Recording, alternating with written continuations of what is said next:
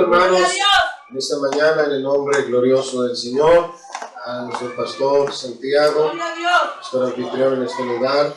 Gracias al Señor por la atención que me han brindado. Me he sentido como en casa. Eso es lo bueno de la iglesia del Señor, que donde quiera que uno vaya, se siente en casa. Gracias al Señor por ello. Aleluya. Lo invito, hermano, vamos a darle tiempo a la palabra del Señor. Aleluya. Y vamos a leer todos juntos la palabra de nuestro Dios. Carta de los Efesios, capítulo número 2, el verso 13. Y vamos a compartir en esta hora la preciosa palabra del Señor. Aleluya. Efesios, capítulo 2, el verso número 13. Amén. Todos juntos vamos a leerlo. Dice la palabra del Señor: pero ahora en Cristo Jesús, vosotros que en otro tiempo estabais lejos, habéis sido hechos cercanos por la sangre de Cristo. Aleluya. Siéntese, hermano, dándole una alabanza al Señor.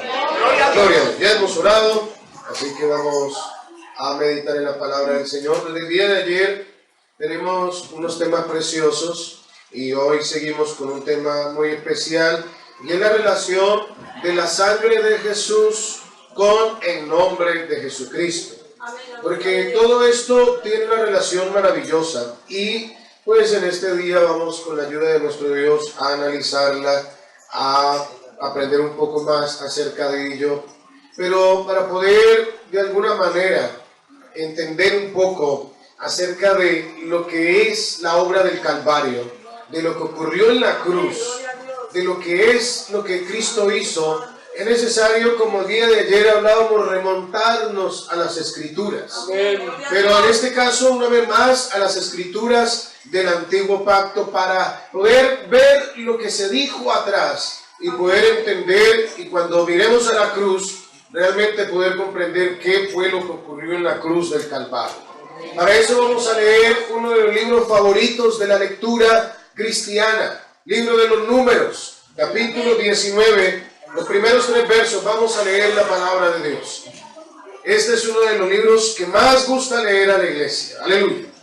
Pero vamos a sacarle algo especial en esta mañana a este libro, que de seguro que cuando nos vayamos de aquí, usted va a tener ganas de írselo a leer luego cuando haga sus lecturas devocionales en casa, porque hay cosas maravillosas. Números capítulo 19, del verso 1 al 3.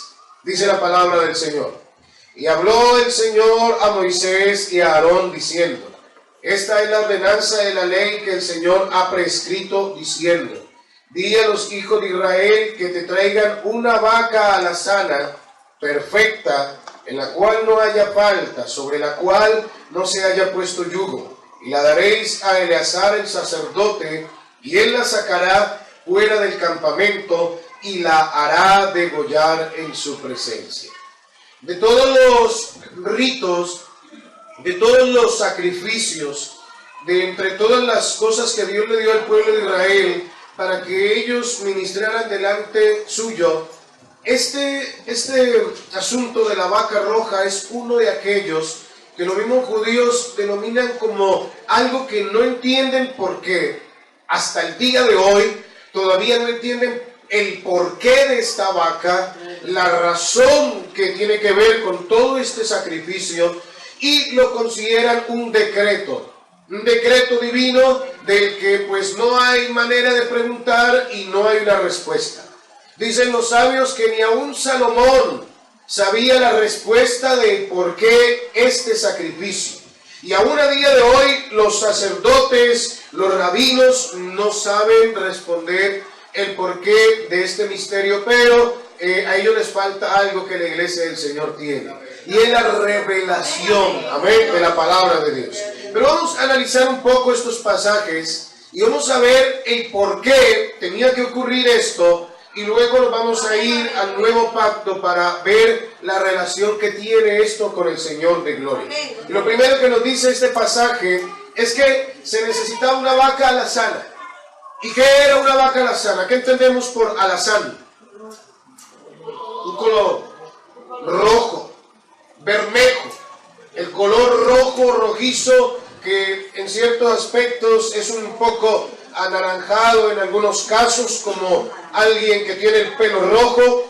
Y la Biblia nos dice que se necesitaba una vaca roja y que se le presentara al sacerdote, y en ella no debería de haber ninguna falta. Y esto de ninguna falta se refiere a que no podía haber en ella un solo pelo blanco o negro. Toda ella tenía que ser roja hasta las pezuñas. Dicen los sabios judíos que en toda la historia desde que esto se instauró se han sacrificado, creo que alrededor de 9 vacas rojas en toda la historia de Israel. Porque no es fácil, y no lo era en su tiempo, encontrar una vaca roja perfecta. Pero se requería que ella fuera así porque un pelo blanco la descalificaba para el sacrificio. Tenía que ser perfecta, enteramente roja, y no tener ninguna marca, ninguna seña. Tenía que ser impoluta. Lo segundo era que sobre ella no se debía de haber puesto ningún yugo. Mire, cualquier manto, cualquier cosa que se le pusiera encima, descalificaba a esta vaca, a esta novilla, para ser sacrificada, porque no se le pudo haber puesto nada encima. Cualquier trapo ya era señal de que había llevado carga y era totalmente descalificada. Por eso el grado de perfección que se esperaba en ella. Y esto me hace pensar en el Señor Jesucristo, porque aquí hay algo, y Dios hace cosas impresionantes. Y resulta que la Biblia nos dice, y todos lo hemos visto en películas, lo hemos leído en la Escritura, que Jesús cargó su propia cruz. ¿Sí o no que lo hemos visto? Pero resulta que la Escritura y la historia y la geografía bíblica nos muestra que Jerusalén estaba rodeada de murallas, como a día de hoy todavía tiene sus muros, y en ellos tienen unas puertas, y hay una puerta que era la puerta del censo, y esa puerta era por la que generalmente concurría la gente para entrar y salir de la ciudad, y según la tradición, pues por ahí entraban y pasaban muchísimas personas. Cuando Cristo llevaba la cruz, según lo que han estudiado los que saben más que nosotros de esto, para que Él pudiera cumplir este requisito y podérsele a Él comparar con el sacrificio de la vaca roja, Él no pudo haber llevado ningún yugo. Y el asunto es que Él llevó la cruz hasta antes de cruzar el pórtico de este muro en ese lado de la ciudad. Y lo que el Señor hizo es que, ustedes conocen la Escritura, que Él cayó. Y cuando Él, por un momento como que cayó, Él puso en el corazón de sus verdugos que alguien más llevara su cruz. Y fue cuando vieron a Simón y le pusieron a él llevar la cruz, y de ahí en adelante Jesús pasó la puerta, y cuenta desde ahí como que no llevaba ninguna carga, y entonces pudo cumplir este gran misterio de ser aquella figura o el cumplimiento de esta vaca roja que no tenía ninguna mancha ni ninguna cosa que le hubiesen puesto, porque Él era perfecto. Él era perfecto en todas las cosas. Y Él cruzó la puerta que se llamaba Mikpat, para cumplir así lo que dice la Escritura. Y esto nos lleva a seguir leyendo el pasaje de Números, donde dice que le daréis a Eleazar el sacerdote, y él la sacará fuera del campamento y la hará degollar en su presencia. Ese animal tenía que ser degollado delante del sacerdote fuera de la ciudad, fuera del campamento. Ezequiel 43:21 también nos dice: tomarás luego el becerro de la expiación y lo quemarás conforme a la ley de la casa fuera del santuario. Todo esto era fuera del templo, fuera de la ciudad santa, lejos, porque esto tiene una razón de ser.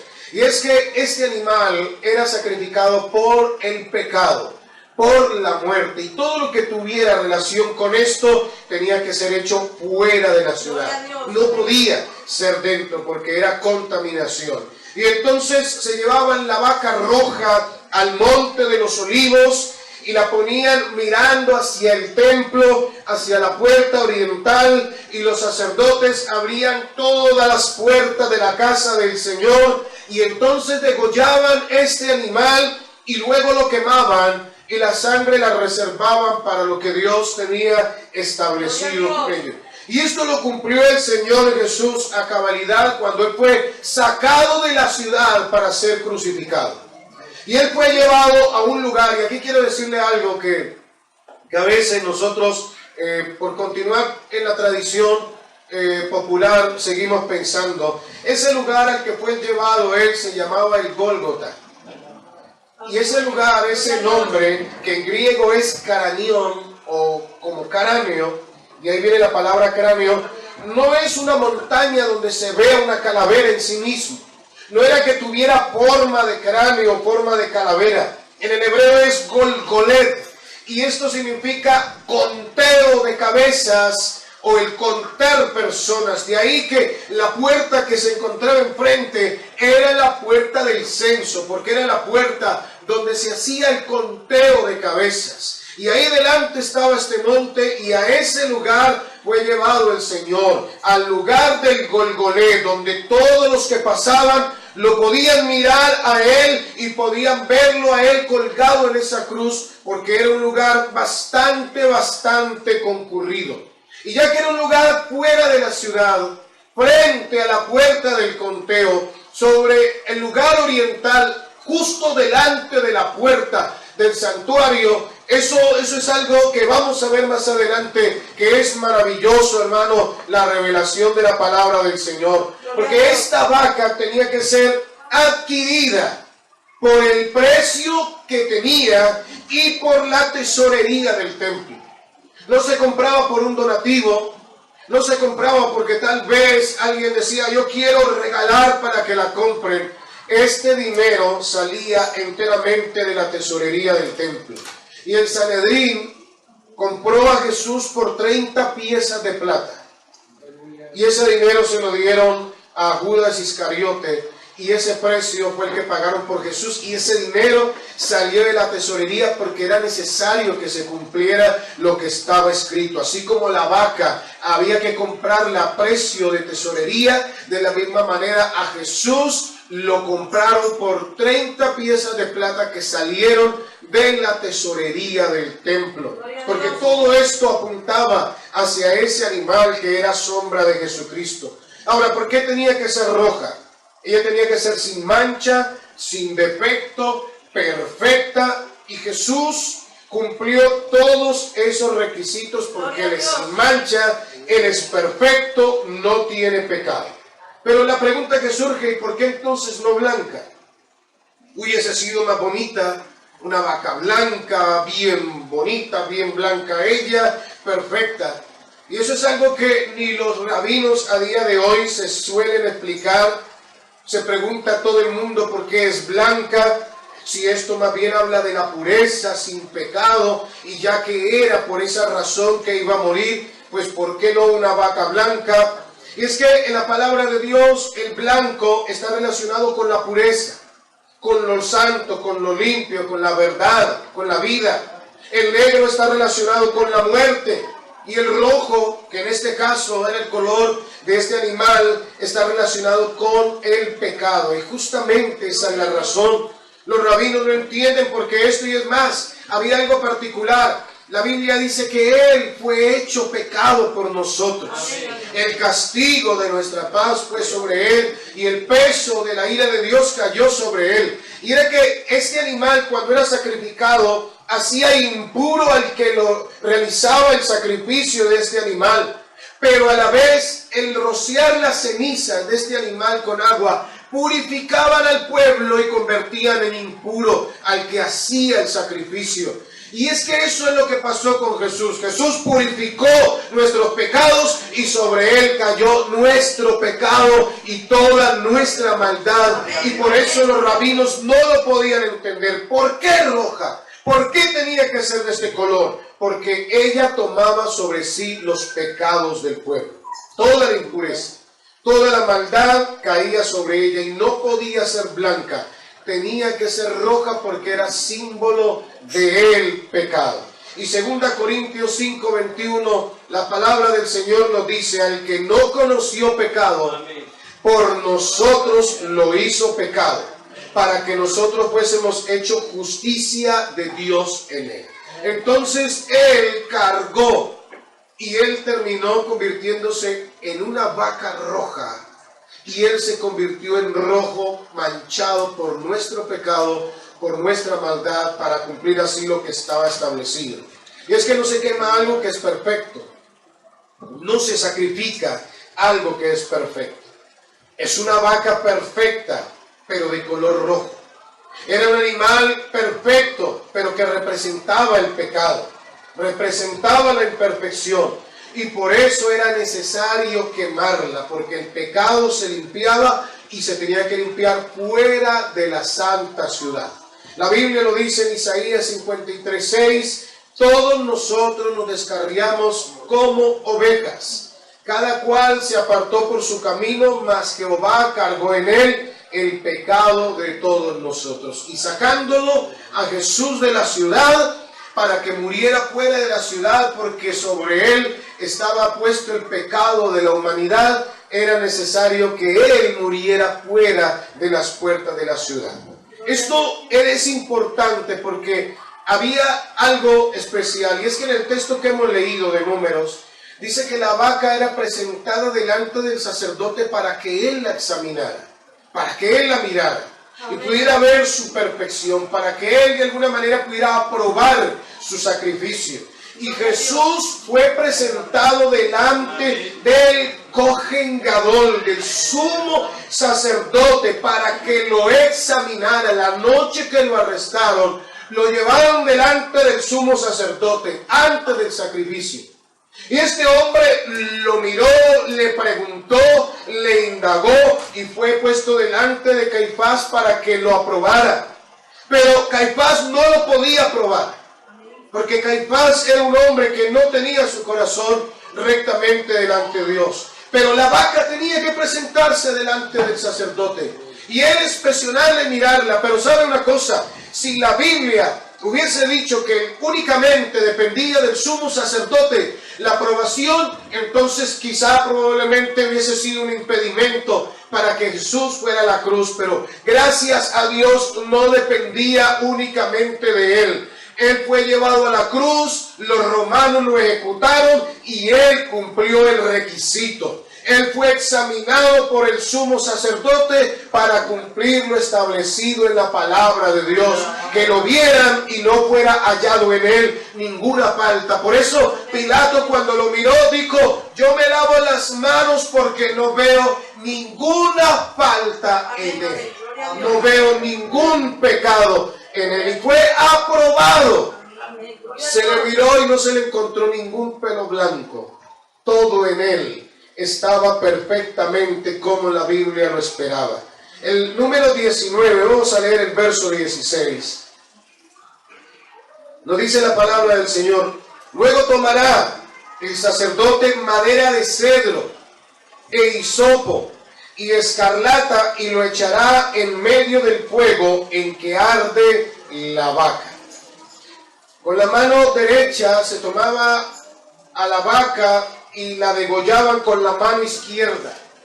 Y resulta que luego tomaban la sangre y con el dedo índice de la mano derecha empezaban a esparcir 7 veces la sangre hacia el frente del templo, hacia las puertas de la casa de Dios. Y esto nos lleva a Hebreos capítulo 9, verso 13-14, que nos dice la Escritura: porque si la sangre de los toros y de los machos cabríos, y mira bien, y la ceniza de la becerra, que es la que estamos viendo, rociadas a los inmundos, santifican para la purificación de la carne, cuánto más la sangre de Cristo, el cual mediante el Espíritu eterno se ofreció a sí mismo sin mancha a Dios, limpiará vuestras conciencias de obras muertas para que sirváis al Dios vivo. Mira que había que tomar la sangre con el dedo y salpicar hacia la casa de Dios 7 veces. Se debía de rociarla por 7 veces. ¿Y por qué 7 veces? ¿Y por qué no 3 o 4? Pudiéramos decir que es el número perfecto, pero hay algo más todavía dentro de esto. Y es que desde que Adán pecó, toda la raza humana ha nacido bajo pecado.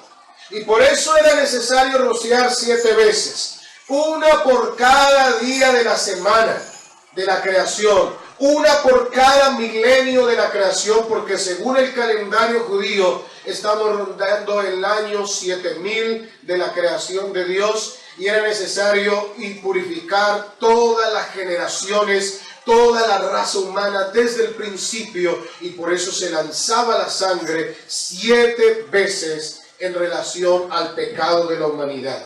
Y la sangre de Jesús corrió frente al templo para la misma justificación, para cumplir el mismo propósito.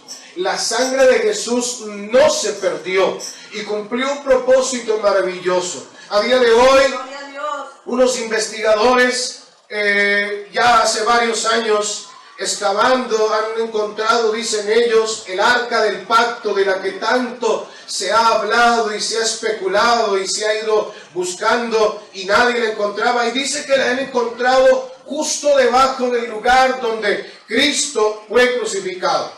Lo que ocurre es que ellos describen el arca como un mueble, como la Biblia lo muestra, y con los serafines estos de pie y con sus alas sobre el propiciatorio. No sobre el propiciatorio ellos, sino de pie, como si fueran 2 personas mirándose el uno al otro. Y cuando encontraron el arca, sobre ella y junto a ella en las rocas, encontraron algunas marcas que parecían sangre.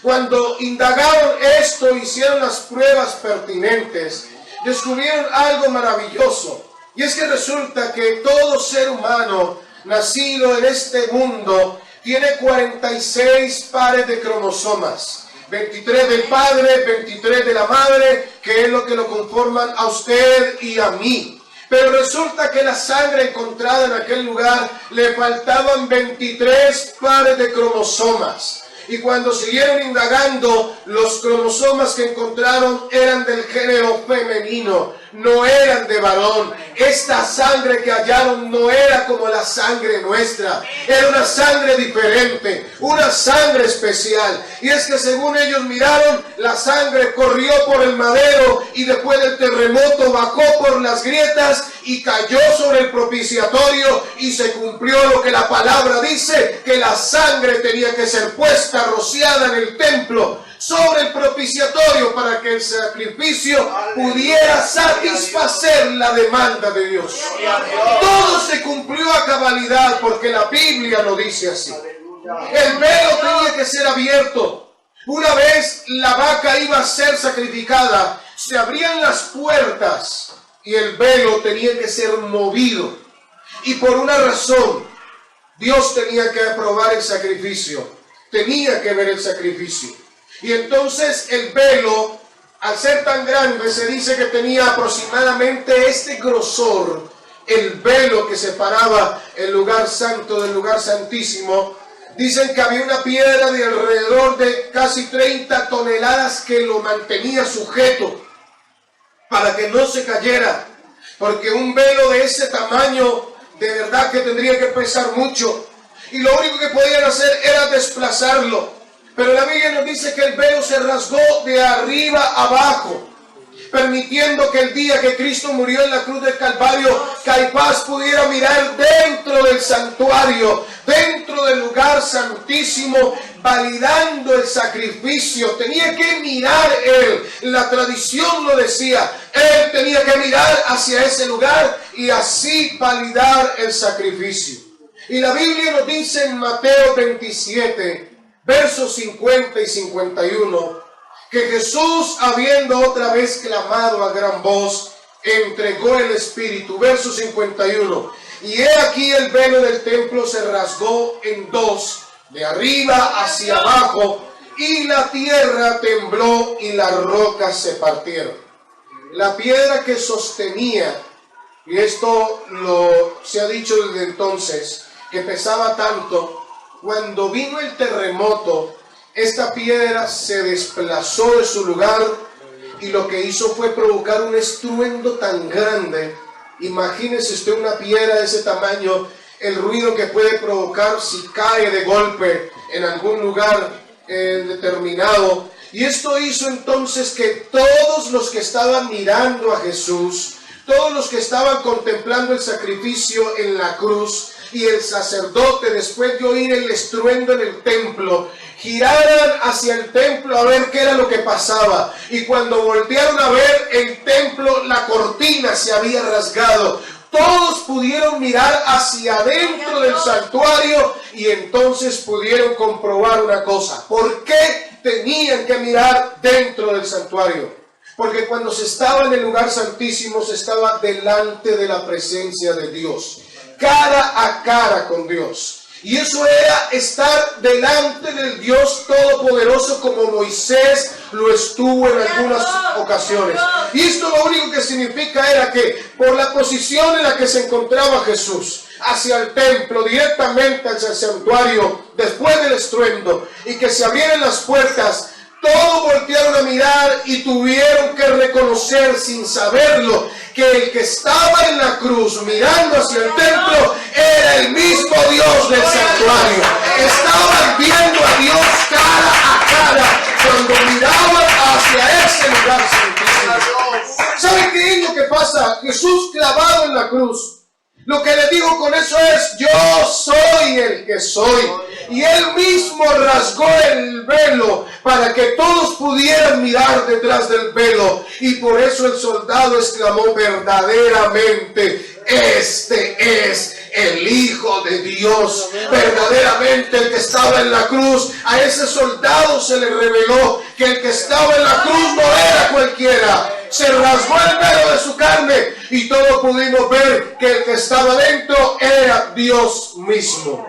Caifás y el pueblo, sin saberlo, cuando miraron al santuario, lo único que estaban viendo era el mismo Dios apuntando y mirando hacia el santuario. ¿Por qué tuvo que hacer esto? ¿Por qué se tenía que sacrificar una vaca roja? ¿Qué simbolismo tiene todo esto con Jesús? Aparte de los versos que hemos venido leyendo, Jesús en la cruz tenía todo su cuerpo bañado en sangre. Los que han visto la película de Mel Gibson, en la que se retrata quizá de la mejor manera que se ha hecho hasta el día de hoy lo que ocurrió con el cuerpo del Señor. Hubo gente que se murió, según cuentan, el día del estreno. Todo el que la ha visto ha quedado impresionado porque se le veían los órganos, y eso fue verdad.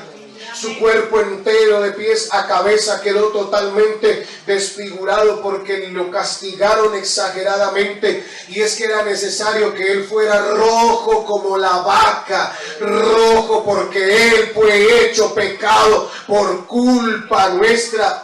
Pero hay algo más, y era necesario, según Mateo 27, verso 27 y 28 mismo, que Él fuera todo rojo. Y la Biblia nos dice así: entonces los soldados del gobernador llevaron a Jesús al pretorio y reunieron alrededor de Él a la compañía. Verso 28, y desnudándole le echaron encima un manto escarlata, un manto rojo. Y sin saberlo estaban cumpliendo una vez más lo que dice la Escritura: Él es la vaca roja, la vaca que con sus cenizas nos limpia y con su sangre nos purifica de todo pecado. Esas cenizas de ese animal eran reunidas, una vez era degollada, quemada. Esas cenizas eran juntadas, preparadas y se llevaban a un lugar limpio, se metían en una urna, un pequeño sarcófago de piedra nuevo, no debía de ser usado, y ahí eran puestas durante 3 días. Y 3 días después se sacaban las cenizas, se mezclaban con agua, y entonces a partir de ahí se rociaban para purificar al pueblo, para limpiar a los inmundos. Y la Biblia nos dice que Jesús murió y fue sepultado en un sepulcro nuevo.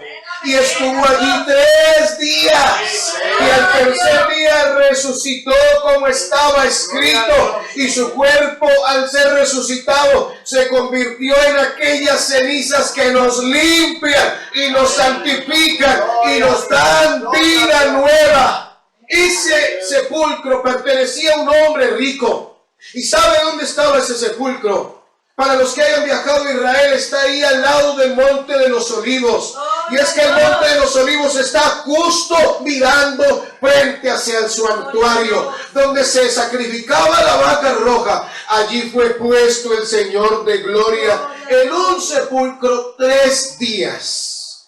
Porque esas cenizas, después de 3 días, purificaban.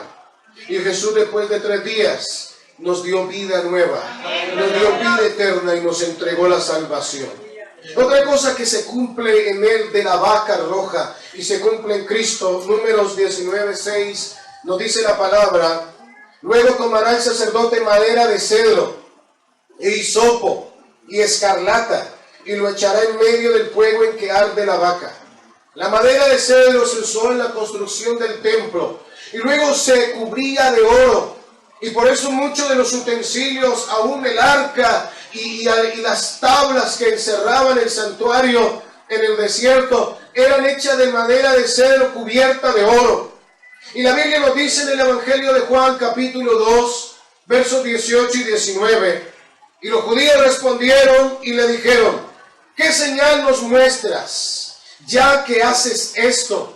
Respondiendo Jesús les dijo: destruid este templo y en 3 días lo levantaré.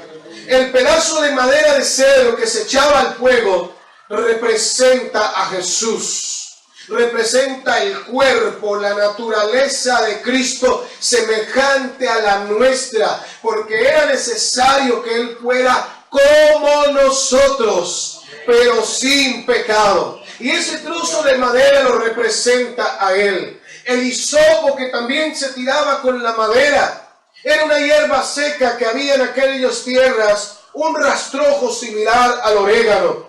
Y los sacerdotes tomaban la madera y el hisopo y la quemaban junto con la vaca. Y mire lo que nos dice la palabra del Señor en Isaías 53:2. Subirá cual renuevo delante de él, como raíz de tierra seca. No hay parecer en él, ni hermosura le veremos, mas inatractivo para que le receemos. Una hierba seca, el hisopo, un rastrojo. Eso es lo que hicieron del Señor de gloria. Y en Juan 19:29 dice que estando el Señor en la cruz, había una vasija allí llena de vinagre. Entonces empaparon en vinagre una esponja y poniéndola en un hisopo, se la acercaron a la boca. Esa fue la última cosa, una de las últimas cosas que añadieron al fuego. El hisopo, todo eso era para cumplimiento de la palabra del Señor. Le dieron hisopo en la boca para que él bebiera esa bebida, y él mismo era también esa raíz de tierra seca que no parecía hermosa, pero para los que hemos creído en él es precioso, dice el apóstol Pedro. Y la última cosa que añadían al fuego con la vaca era un pedazo de tela roja. Y ese pedazo de tela roja era de lana, que era pintado de rojo, teñido de rojo. Y nos lleva el verso que leímos de Mateo 27:27, donde dice que al Señor le pusieron un manto escarlata. Y ese manto que le pusieron sobre él nos lleva a Isaías 1:18, que dice: venid luego y estemos a cuenta.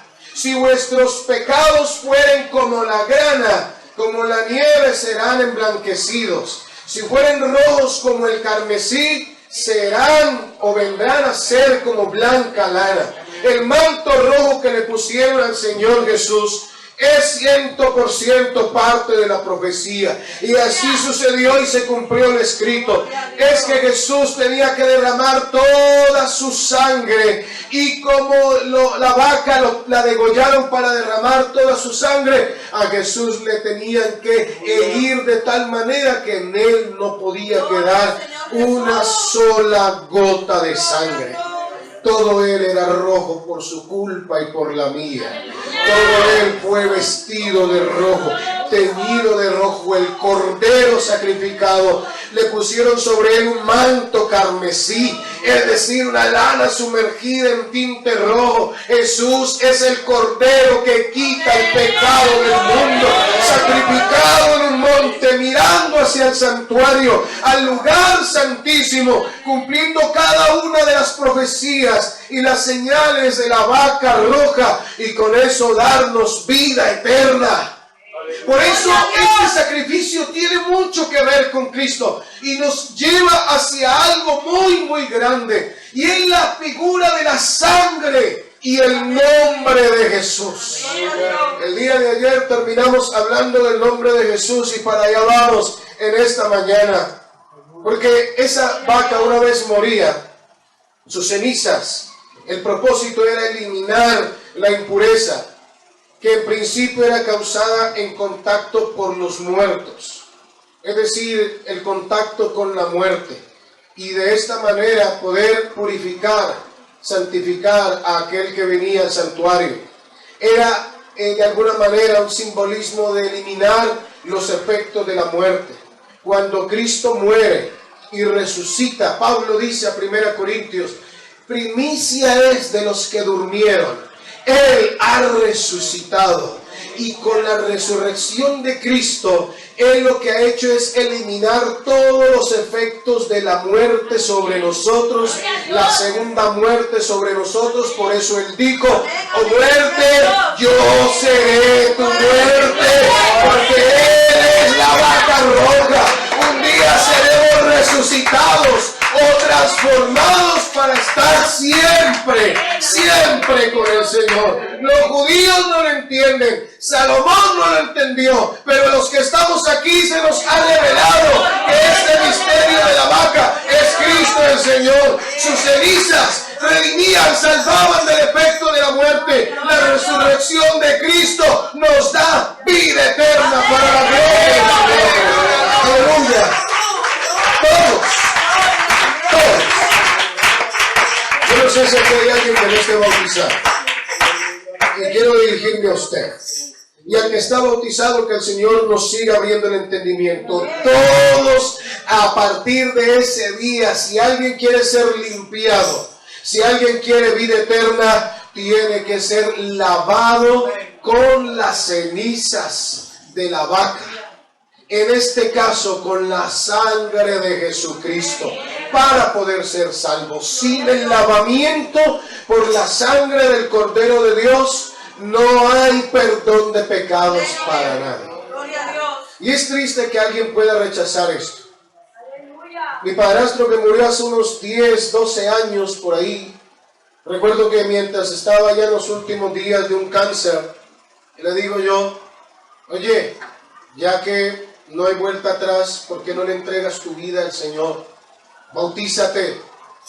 No tienes nada que perder, antes mucho que ganar, te están muriendo. Y me dijo, no, yo estoy bien así. Y aún en el lecho de la muerte lo rechazó. Y así murió. En estos días tenía una candidata para el bautismo, y ella misma me contaba, llevo toda mi vida aplazando el bautismo porque lo he aplazado, porque no he estado segura, pero ahora estoy segura. Y en estos días me dice, mire, ¿sabe qué? Me lo voy a pensar un poco más. Y la miré y le dije, mire, tanto usted como yo, por no decirle usted está mayor, me puse junto con ella y le dije, tanto usted como yo ya no estamos para estar pensando que vamos por ahí a jugar y a disfrutar del mundo de la vida. Ya estamos creciditos. ¿Y qué es lo que vamos a esperar? Hoy es el día de salvación. Hoy es el día aceptable. Es que tiene un novio en el mundo. ¿Qué es lo que tiene por allá que la quiere distraer? Ahora, y es increíble que alguien quiera aplazar su salvación, cuando el único camino es que la sangre de Jesucristo sea aplicada, rociada sobre nosotros. Pedro dice en su primera carta, capítulo 1, versos 18 y 19, sabiendo que fuisteis comprados de vuestra vana, porque su vida no era buena, era vana como la mía, no con cosas corruptibles como oro o plata, sino con la sangre preciosa de Jesús, como de un cordero sin mancha y sin contaminación. Ese es el precio que se pagó para que fuéramos comprados. Éxodo 29:21 dice: porque con la sangre Él será santificado. Con la sangre del Cordero de Dios que quita el pecado del mundo. Porque Cristo, dice Pablo, 1 Corintios 5:7, es nuestra Pascua y Él ha sido sacrificado ya por nosotros. Es decir, Él es el Cordero que derramó su sangre para que su sangre nos limpiara a nosotros. Y entonces, ¿cuándo se aplica la sangre? ¿En qué momento? ¿En qué lugar? Cuando cree, cuando hace una oración de fe por allí y repite lo que otro está diciendo, cuando recibe el bautismo del Espíritu Santo, cuando se bautiza en el nombre del Señor, cuando viene la sangre del Cordero de Dios. Porque si esta vaca era necesario que fuera así para purificar, Cristo cumplió ese requisito para purificar y para salvar. Y la Biblia nos dice que hay una grande necesidad de obedecer. Lea conmigo 1 de Pedro 1:2. Y la Biblia nos dice, es necesario obedecer. Y dice, obedecer y ser rociados con la sangre de Cristo el Señor. Aleluya. La única manera de recibir la sangre de Jesucristo y ser rociados con ella es obedecer a lo que la palabra de Dios dice.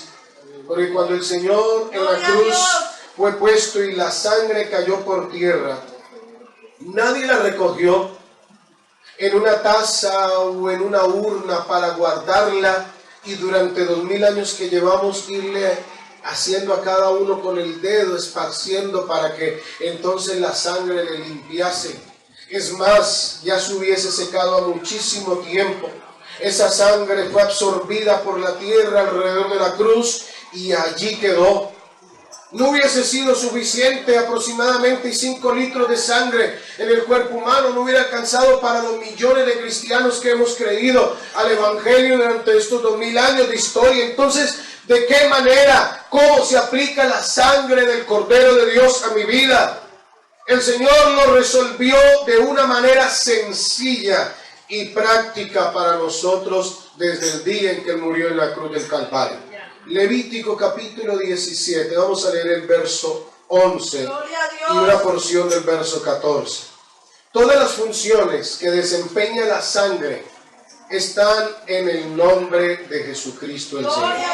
Por eso ayer hablábamos de la grandeza del nombre y ahora vamos a ver la similitud que tiene la sangre, la simbología y el nombre de Jesús. Levítico 17 dice, verso 11, porque la vida de la carne en la sangre está.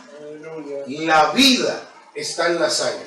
Y el verso 14 dice, parte del texto, porque la vida de toda carne es su sangre. Eso dice el Antiguo Pacto, que en la sangre está la vida. Pero el Nuevo Testamento, según vimos ayer, que es lo que se produjo a través de la revelación de Dios, nos dice que la vida está en el nombre de Jesús. Juan 20:31 dice, pero estas cosas se han escrito para que creáis que Jesús es el Cristo, el Hijo de Dios, y para que creyendo tengáis vida en su nombre. En el nombre de Jesús. Por lo tanto, la Escritura vierte toda la virtud y todo el poder de la sangre en el nombre de Jesús. La vida la recibimos en el nombre de Jesús. La sangre viene a través del nombre de Jesús. Y no hay otra forma. No hay otro medio. Si lo hubiera, se lo diríamos. Porque nosotros también queremos ser salvos. También los pastores somos hijos de Dios. Pero si usted quiere obtener los beneficios de la sangre de Jesús, hay que arrepentirse y bautizarse en el nombre de Jesucristo el Señor. ¿Sí me explico? Primeramente a los no bautizados, si usted no se bautiza En el nombre de Jesús no hay perdón de pecados. Usted se puede estar muriendo ahí en el lecho de la muerte y decir, Dios mío, perdóneme, pero perdóneme que le diga a usted, si no es invocado el nombre de Jesús, no hay perdón de pecados. Mire, Dios es tan bueno. Recuerdo que una hermana que yo vivía en un segundo piso y ella vivía abajo, recién convertida, me dice ella una vez, hermano, yo me fui a Popayán, hacia el sur de Colombia, a visitar unos familiares, y en esa casa, yo me hospedé en una casa donde habían unos creyentes, y resulta que, volviéndoles a ver después de mucho tiempo, había allí un hermano que estaba cuadrapléjico, a tal grado que solo podía mover los párpados y se comunicaba con señales, moviendo los párpados. Y ella decía porque se había apartado durante 10 años y tuvo un accidente que lo dejó en ese estado y él no se podía mover y estaba allí totalmente en esa posición imposibilitado. Una de esas noches en la que ella estaba allí, ella dice que ella se levantó porque oyó un ruido en la casa y fue a la habitación y estaba toda la familia con aquel creyente y estaba toda la familia reunido. Resulta que su hermana, la hermana de él, se levantó un poco como preocupada en medio de la noche y fue a verle y empezó a hablarle. Y le dijo, ¿quieres algo? Y él le dijo que sí, según ellos se comunicaban con los ojos. ¿Qué quieres? Y la manera era hacerle preguntas hasta descartar. Cuando él respondía con un guiño de ojos, era que eso era lo que quería. ¿Quieres agua? No respondía. ¿Quieres comer? ¿Quieres algo? ¿Quieres? Hasta que le preguntó, ¿quieres que lea la Biblia? Que sí. Ella fue y tomó la Biblia y uno a uno fueron llegando el resto de familiares a la habitación como si los estuvieran llamando. Y cuando le empezó a leer la Biblia le dijo, ¿qué quieres que te lea? ¿Génesis? No. ¿Éxodo? No. Hasta que llegaron a una porción de la escritura en los Salmos. Y cuando empezó ella a leerle los salmos y él indicando cuál quería, y ella empezó a leer la palabra de Dios, ya estaba la hermanita que me contó el testimonio allí. Ella dice que de repente él levantó las manos, empezó a hablar en nuevas lenguas y entregó su espíritu al Señor. Y allí murió, lleno del Espíritu Santo, antes de partir a la eternidad. ¿Y sabe por qué le digo esto? Porque es importante de que antes de que usted tenga oportunidad o no la tenga, porque no se sabe cómo va a morir, usted lave sus pecados invocando el nombre de Jesucristo. Porque invocar su nombre, porque cuando se invoca el nombre de Jesús sobre una persona, en las aguas del bautismo, en ese momento la sangre de Jesús es aplicada. El hermano Eduardo Cadena y otros más allí en Italia fueron. Yo oí un testimonio, me contaban los hermanos, que había una mujer que hoy día es una hermana, que fueron a acudir a un llamado porque estaba endemoniada. Y cuando ellos llegaron a la casa, ella los vio de inmediato, salió corriendo a esconderse en una habitación y ellos fueron hacia allá con la Biblia bajo el brazo, como solemos llevarla, hacia la habitación. Entraron y cuando entraron invocaron el nombre de Jesús y esa mujer fue libre y hoy día es una servidora del Señor. Pero cuando ella fue libre, ella les dijo algo: hermanos, yo los vi a ustedes y los vi de una manera muy diferente. Debajo de sus brazos tenían unas espadas de fuego que eran llameantes. Y todos ustedes estaban cubiertos de sangre. Estaban rojos de pies a cabeza. Y el pastor le dijo: esa es la sangre de Jesús que fue derramada por nosotros y ha sido puesta en el bautismo. Hemos sido bautizados en el nombre de Jesucristo el Señor. Y si lo ven los demonios, ¿cuánto más, hermano, nosotros no obedecer a lo que dice la palabra del Señor? Porque la eficacia de la sangre está en el nombre de Jesús. Vamos a leer la palabra del Señor, Efesios 1:7.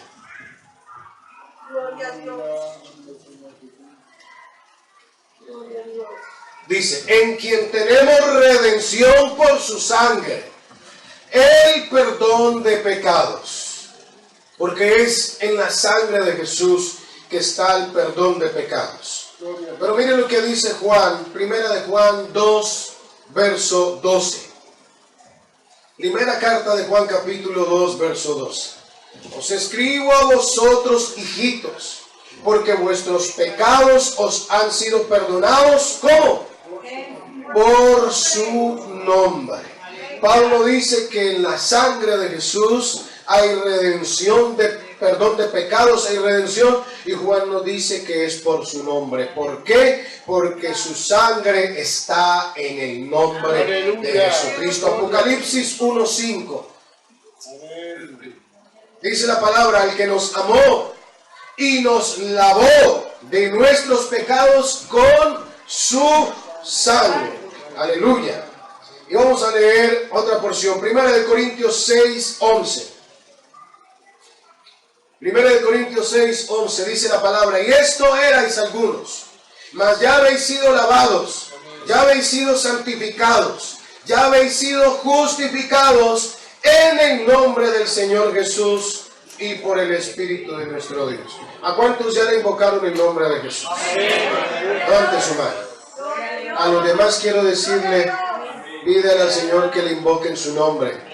Porque cuando usted tiene ese nombre invocado sobre usted, sabe, vienen cosas maravillosas a nuestra vida. Vamos a ver qué es lo que ocurre cuando sobre usted está el nombre de Jesús. Hebreos 13, verso 20 y 21. La Biblia dice que su sangre nos hace aptos para toda buena obra. Y dice, y el Dios, Hebreos 13, 20 y 21, y el Dios de paz, que resucitó de los muertos a nuestro Señor Jesucristo, el gran pastor de las ovejas, por la sangre del pacto eterno, os haga aptos en toda buena obra para que hagáis su voluntad, haciendo Él en vosotros lo que es agradable delante de Él, por Jesucristo, al cual sea la gloria por los siglos de los siglos. La sangre nos hace aptos para toda buena obra. Esto quiere decir, según Corintios capítulo 13, que usted puede tener cuantas ONGs quiera. Usted puede ser el hombre y la mujer más bondadoso y filántropo del mundo, pero nada de lo que el ser humano haga, si no es por Cristo, a Dios satisface. No convence ni halaga a Dios ningún acto del hombre, porque solo por los méritos de Cristo es que nuestras obras son aceptadas. Es únicamente a través de Jesucristo. Por lo tanto, la sangre de Jesús nos hace aptos. A partir de allí, todo lo que usted haga, así sea barrer la iglesia, eso a Dios le gusta. Así sea predicar o hacer la comida, a Dios le agrada. Porque es solo por Cristo. ¿Y sabe por qué? Pablo dice a 1 Corintios, entre el capítulo 2, por ahí, no se me va ahora, dice, porque nosotros somos grato olor a Dios en Cristo Jesús. El sacerdote cuando entraba al santuario tenía que oler a un olor que agradara a Dios, al ungüento de Dios. Y nosotros tenemos que oler a Jesucristo. Porque el día que entramos a la presencia de Dios, y el día que vayamos a la presencia de Dios, nos van a hacer lo de Isaac y lo de Saúl, lo de Isaac y Jacob. Nos van a palpar y nos van a oler. Y si no olemos a Cristo, no somos de Él. Porque el único olor que a Dios le agrada es el olor de Cristo. A Él no le gusta lo que usted huele. El mundo huele a carne, huele a pecado. Nuestro cuerpo está contaminado. Le oí un testimonio de un pastor que murió. Y fue un pastor que él mismo dice, hermano, yo traté de agradar a Dios siempre. Pero él estando durmiendo en el sofá tuvo un infarto. Y él dice, fui a un lugar, a una habitación gigante. Y había una pantalla delante de mí como esto. Y él estaba ahí y no comprendía dónde estaba cuando de repente empiezan a pasar toda su vida.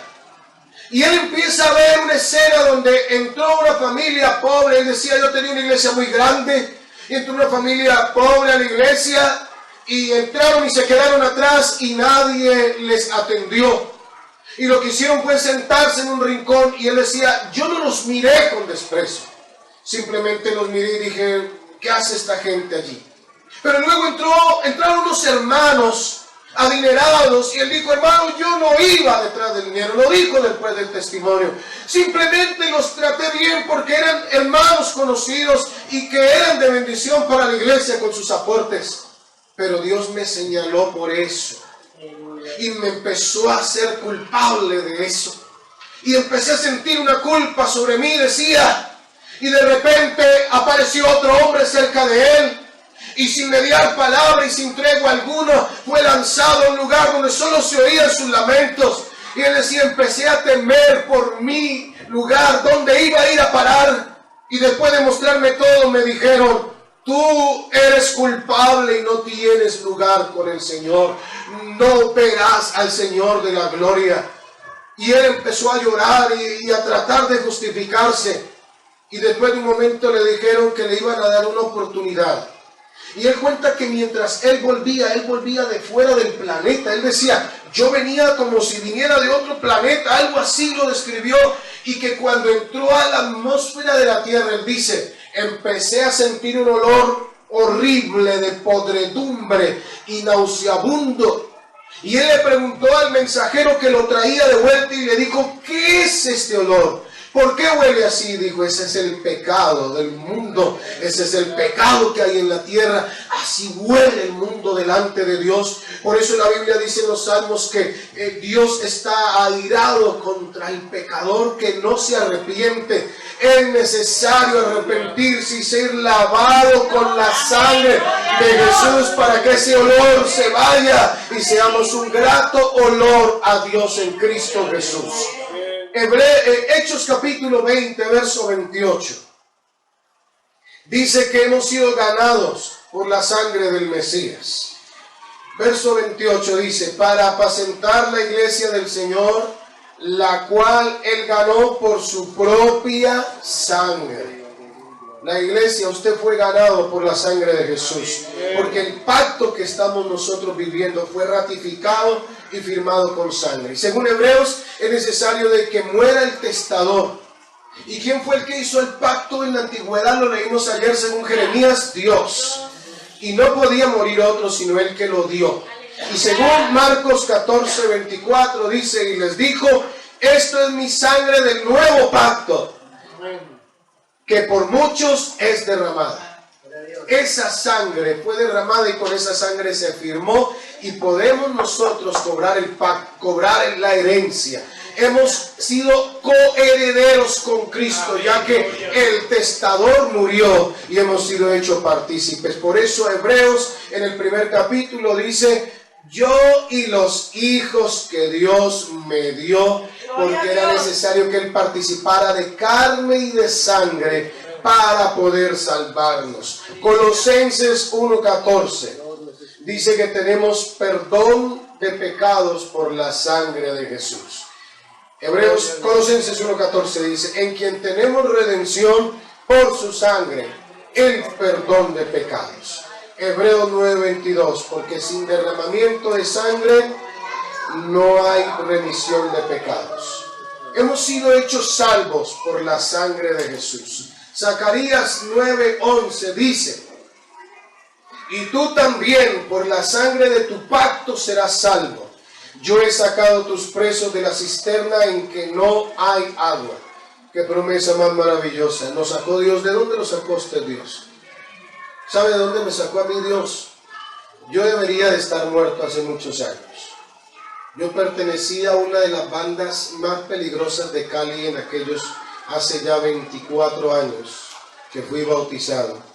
Y pertenecí a una de las bandas más peligrosas de Cali.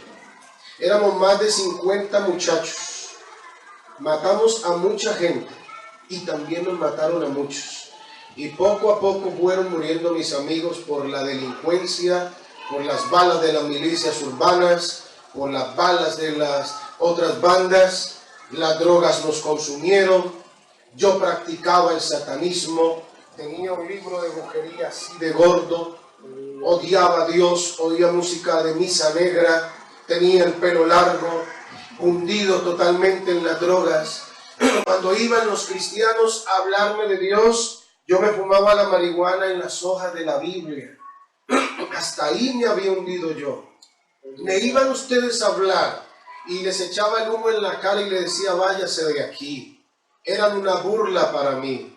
Pero un día se apareció Jesucristo en mi camino. ¡Aleluya! Y me invitaron a un culto como este, con el pelo largo, con los pendientes en mis orejas, con un crucifijo aquí, con unas calaveras colgando hacia abajo. Y así me fui a la iglesia. Y todo el culto así, mirando mal. No me gustó el culto. No me gustó. Pero cuando se acabó, hicieron una invitación a pasar adelante para que todos los que quisieran entregarle su vida al Señor pasaran adelante. Y yo no iba a ir. Pero uno de los que me llevó me dijo, vaya para que oren por usted. Y yo le dije, no. Y él insistía, vaya, y yo no. Vaya, y yo que no. Hasta que al final me convencieron. Y fui, a mi disgusto fui. Y delante había un grupo de personas, nos hicieron tomar de la mano a todos, y yo ahí así, haciendo cara de malo. Cuando de repente empezaron a orar, y yo sentí como si alguien, como el hermano, así grande y fuerte, se hubiera puesto de mí y me hubiese puesto las manos encima y me hizo doblar las rodillas. Y cuando caí de rodillas, yo sentí que algo se me metió en el cuerpo. ¡Aleluya! Algo que era caliente y eléctrico y que recorría todo mi cuerpo. Y empiezo a llorar y a llorar y a llorar y llore y llore. Y yo sentía que eso me recorría el cuerpo. Y no sé qué tiempo pasó. Cuando terminó, yo me puse de pie y le dije a uno de mis amigos en el lenguaje de la época, parce, me siento raro. Le dije así. Yo si quería desayunar tenía que fumar, si no vomitaba. Yo no podía comer nada en las mañanas sin fumar marihuana porque vomitaba siempre. Y ese día se me olvidó y voy y desayuno. Al otro día desayuno y dije yo, ay, no me trabé. Dije así, ahora voy a vomitar y me agarré el estómago y pasó media hora y nada, una hora y nada. Y desde ese día Jesucristo me hizo libre. Y ese día me quitó la adicción a las drogas. Todo lo que se movía me lo metía, pepas, de todo, era un adicto, ladrón, criminal. Pero Jesucristo, la sangre de Jesucristo me hizo libre, porque poderoso es Dios. Y de eso hace 25 años, ya no se me nota. Pero Jesucristo es capaz de romper cadenas todavía. Porque la sangre de Jesucristo tiene poder.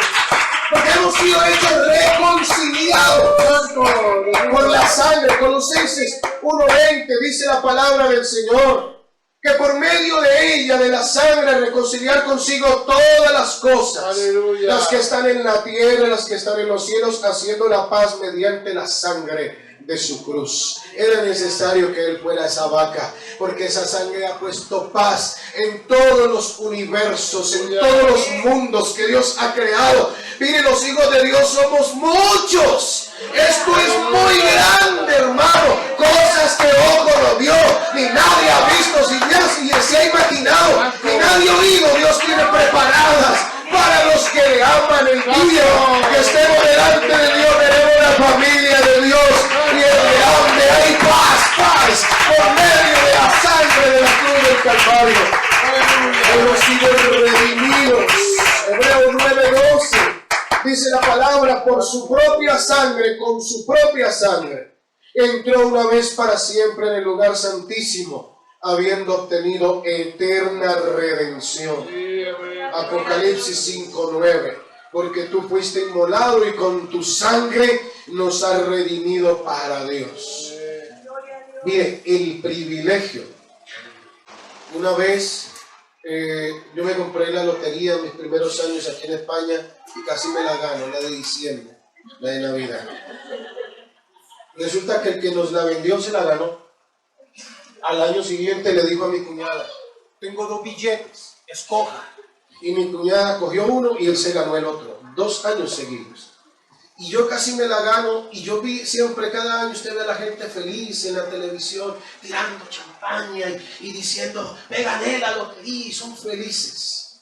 Usted y yo no la ganamos hace mucho rato. Ser hijo de Dios, redimido, es más que ganarse la lotería. Somos, como dijo por ahí alguien en una canción hace mucho tiempo, we are the princes of the universe. Somos los príncipes del universo, los herederos de todos los mundos y de todo el universo conocido, creado por Dios. No somos cualquier cosa. Y todo esto por la sangre de Jesús, la cual nos ha santificado, nos ha justificado, porque nos han rociado esa sangre el día que nos bautizaron. Los que el pastor ha bautizado aquí, crea que usted ha sido por la fe bautizado en el nombre de Jesús. Allá en África contaba uno de los misioneros que había una candidata al bautismo y por una brujería terminó estando endemoniada en la fila de los bautizados y estaba el demonio ahí molestando en la fila. Y entonces el pastor lo mira y le dice: si no te sales de ese cuerpo, a ti también te bautizo en el nombre de Jesús. Y cuando le dijo eso, el demonio abandonó el cuerpo de la hermana y ella fue bautizada en el nombre de Jesús. Porque es grande y hay poder en el nombre de Jesús. Su sangre nos limpia y nos mete al lugar santísimo. Nadie tiene acceso a Dios sino por la sangre de Jesús. Hebreos 10:19 lo dice así: así que, hermanos, teniendo libertad para entrar al lugar santísimo por la sangre de Jesucristo. Usted tiene acceso a Dios. Job dijo: ¿quién me diera saber dónde está el trono de Dios? Yo iría y le pondría mi queja. Usted ya sabe cómo se llega. Usted tiene acceso. Expóngale la queja a Dios y hable con Él. Esta mañana que llegamos estaban hablando de la oración. Un minutito me bastó para que Dios me hablara y me tocara el corazón. Usted no sabe. Yo le hablo al que no lo sepa. En la delicia que es arrodillarse y hablar con Dios. Pasa 1 hora, pasan 2 horas, pasan 3 horas y usted no sabe. Pablo dice a Corintios 14: oraré con el entendimiento, oraré en el espíritu también. Cuando usted se arrodilla y empieza a hablar, y el momento en que entra en éxtasis, y usted se le olvida que hay ollas, usted se le olvida que hay enfermedad, se le olvida todo y usted empieza a pasar un tiempo en la presencia de Dios, empieza a hablar en otras lenguas y usted, hermano, está delante del Santo. ¡Qué maravilla poder ir a la presencia de Dios! Haga la prueba. Cuando pase 1 hora, ese un poquito que le falta, entrar ahí en ese estado del Espíritu Santo y gozarse en la presencia de Dios. Cuando disfrute de eso, se va a dar cuenta lo maravilloso que es, como dice ese coro que cantamos: no hay lugar más alto, más grande que estar a tus pies, que estar a tus pies. Eso es la sangre del Cordero de Dios. Está en el nombre de Jesús. Por eso la gente dice: ay, que Jesús solo, no tiene la menor idea. Esta mañana hablaba con un primo que vive aquí en Victoria, que no es creyente, y está yendo a una iglesia, a otra denominación, y me dice: no me siento bien, no siento paz. Y le dije así fuertemente: vos ya sabés, porque a vos ya te lo dije. Así hablamos en mi ciudad. A vos ya te lo dije, que si querés sentir a Dios, venga a la iglesia nuestra ahí en Victoria. Usted quiere que Dios lo toque, vaya y va a sentir a Dios. ¿Sabe por qué? Porque, perdóneme que lo diga así, pero no busquéis a Jesucristo en los lugares donde no está. Él ha resucitado y no está en cualquier lugar. Él está donde invocan su nombre. Él se hace presente. Él lo dijo: donde hay 2 o 3 congregados en mi nombre, ahí estoy. Y hay gente que se reúne en el nombre de Jehová y ese no es el nombre de Dios. Hay gente que se reúne solamente en el nombre del Padre y del Hijo y del Espíritu Santo. Ahí no está Dios. Él está donde invocamos el nombre de Jesús. Y aquí lo tenemos en esta mañana. Aquí lo tenemos en esta mañana. ¿Y qué tal que invocáramos ese nombre en esta hora? Porque Jesucristo, como decíamos anoche, es todo. Desde Génesis a Apocalipsis lo es todo. Aleluya.